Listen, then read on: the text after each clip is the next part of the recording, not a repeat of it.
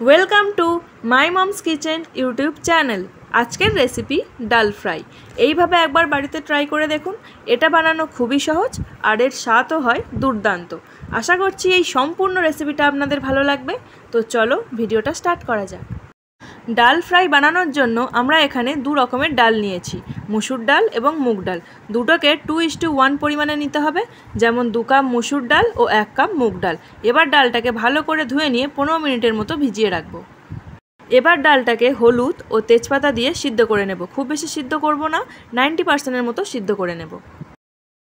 যা যা উপকরণ লাগবে: পেঁয়াজ কুচি, রসুন কুচি, আদা কুচি, টমেটো কুচি, লঙ্কা কুচি ও 1 টুকরো লেবু।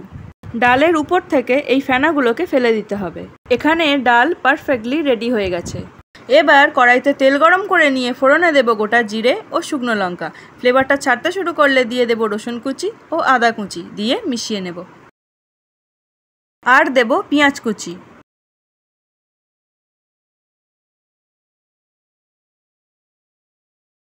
এবার দেব স্বাদ মতো নুন, দিয়ে মিশিয়ে নেব। আর দিয়ে দেব লঙ্কা কুচি।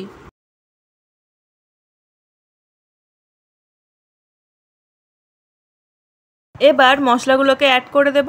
দিয়ে দেব হলুদ গুঁড়ো, কাশ্মীরি লঙ্কার গুঁড়ো, দিয়ে মিশিয়ে নেব। এই স্টেজে দিয়ে দেব টমেটো কুচি।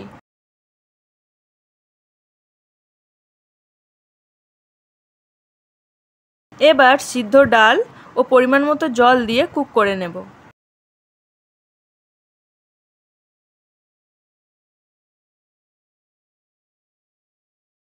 ডাল ফুটতে শুরু করেছে। এবার দিয়ে দেব 1 চামচ ঘি ও লেবুর রস, দিয়ে মিশিয়ে নিয়ে গ্যাস অফ করে দেব।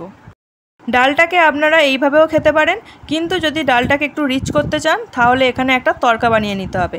একটা প্যানে তেল গরম করে নিয়ে তাতে শুকনো লঙ্কা ও গোটা জিরে দিয়ে মিশিয়ে নেব। ফ্লেভারটা ছেড়ে দিলে দিয়ে দেব রসুন কুচি, দিয়ে একটু ভেজে নিয়ে দেব কাশ্মীরি লঙ্কার গুঁড়ো, দিয়ে মিশিয়ে নেব। এবার তড়কাটাকে ডালের উপরে দিয়ে মিশিয়ে নেব। আমাদের আজকের রেসিপি ডাল ফ্রাই কিন্তু পারফেক্টলি রেডি হয়ে গেছে। রেসিপিটা আপনাদের ভালো লেগে থাকলে অবশ্যই একটা লাইক, কমেন্ট অ্যান্ড সাবস্ক্রাইব করে দেবেন।